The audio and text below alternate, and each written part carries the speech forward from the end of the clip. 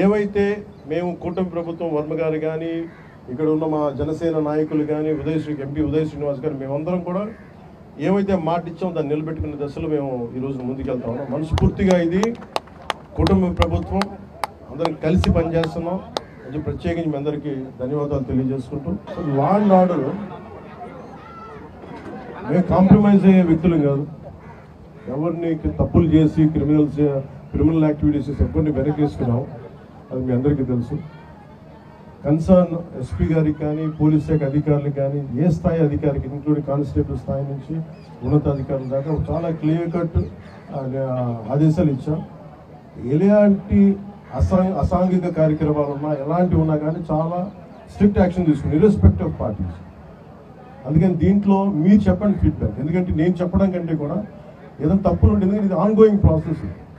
ఒక 10 రోజులు బాగుండదు, 11 రోజులు ఒక స్ట్రే ఇన్సిడెంట్ జరుగుద్ది, కానీ యాక్షన్ తీసుకోలేనప్పుడు తప్ప. అందుకని మీరు ఖచ్చితంగా నిరంతరం మేము ఒక విజిలెన్స్తోనే ఉన్నాం.